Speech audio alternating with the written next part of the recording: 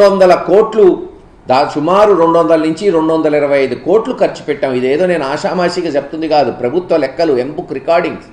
బిల్డింగులు పూర్తయినాయి. హాస్పిటల్ మార్చి 2024కే పూర్తయి ఓపెన్ చేయాలి ఓపీ. అది ఇప్పుడు ఓపెన్ చేస్తున్నారు 2 సంవత్సరాల తర్వాత.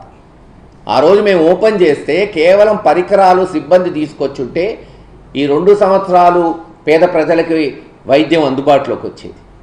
దాన్ని పక్కన పెట్టేశారు. బిల్డింగ్లు అంతంత మాత్రం. మొట్టమొదటిసారి రాష్ట్రంలో మెడికల్ కాలేజ్ పూర్తి చేయాలని గురజాల్లో మేము యాజిటేషన్ తీసుకొచ్చాం. అప్పటికి ఒక్కసారి కూడా అక్కడున్న స్థానిక ఎమ్మెల్యే ఎర్రపతినేని శ్రీనివాసరావు గారు ఒక్కసారి కూడా మెడికల్ కాలేజీలోకి పోలా. మేము సెల్ఫీ ఛాలెంజ్ చేసి సుమారు 1000-2000 మంది అంతర్జాతీయ నుంచి కూడా మన వాళ్ళు ప్రవాస భారతీయులు కూడా దాని గురించి ఘోషిస్తే పరిగెత్తుకుంటూ పోయి మేము పూర్తి చేస్తామని ప్రకటించాడు ఎర్రపతినేని శ్రీనివాసరావు గారు. ఆయన వీడియోను చూడండి. ప్రతిపక్షంలో ఉన్నప్పుడు ఆయన చెప్పిన మాటలు. పోస్ట్ మార్టం చేయడానికి మెడికల్ కాలేజ్ పల్నాడులో వీళ్ళు తెచ్చింది. మనుషులు చనిపోతుంటే వాళ్ళ పోస్ట్ మార్టం చేయడానికి మెడికల్ కాలేజ్ పల్నాడులో వీళ్ళు తెచ్చింది. మనుషులు చనిపోతుంటే వాళ్ళ పోస్ట్ మార్టం ఇది ఆయనకున్న అవగాహన. ఆ రోజు మేము మెడికల్ కాలేజ్ తీసుకొస్తే ఇది పూర్తవుతుందా, పోస్ట్ మార్టం చేయడానికా ఇది పనికొచ్చేది పల్నాడులో? ఈ రోజున హాస్పిటల్ కడితే కదా దాని యొక్క మరి ఉపయోగం ఏంటో ప్రజలకు తెలిసేది. ఆయనకి పోస్ట్ మార్టం చేయడానిక కాలేజీ వీడు తెచ్చేది అంటే మేము తెచ్చిన దాన్ని హేళన చేశాడు.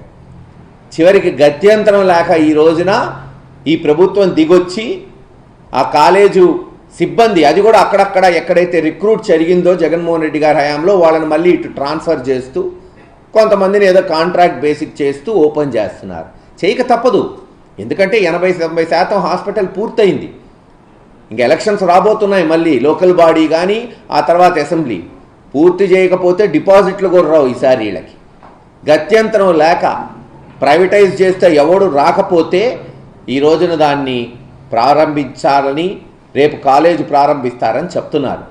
ఖచ్చితంగా ముమ్మాటికి ఇది జగన్మోహన్ రెడ్డి గారి నాయకత్వంలో మా అందరి రెక్కల కష్టమే ఈ రోజున పల్నాడులోనే ఒక తలమానికమైన వైఎస్ఆర్ మెడికల్ కాలేజ్ హాస్పిటల్ అని తెలియజేస్తున్నాం.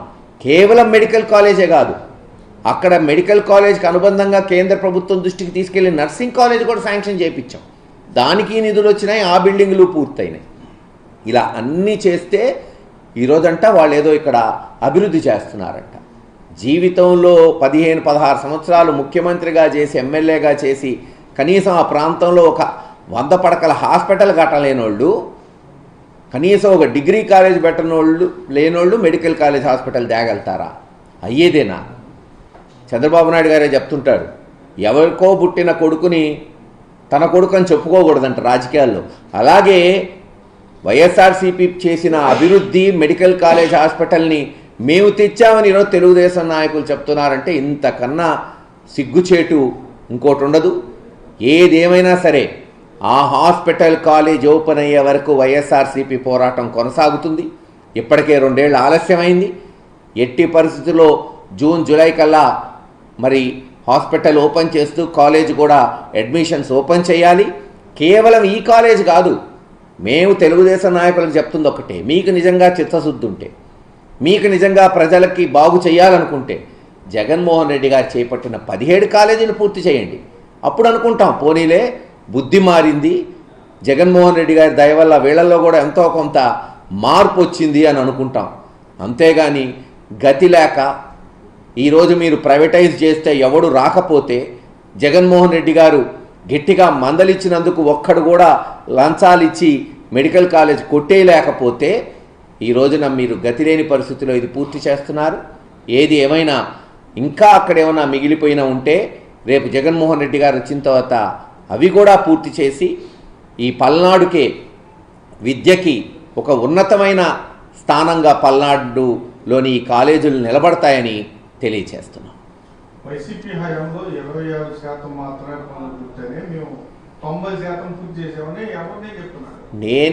ఇగో ఆయన చెప్పాడు, ఆయన చెంచాగాడు చెప్పాడు, ఆయన బంధువు చెప్పాడు కాదబ్బా. బహిరంగ చర్చ పెట్టమని కాలేజ్ దగ్గర బహిరంగ చర్చకి కాసు మహేష్ రెడ్డి ఒక్కడే వస్తాడు, లెక్కలతో వస్తాడని చెప్తున్నా కదా, లెక్కలు తెలుసుకుంటా అంటున్నా కదా.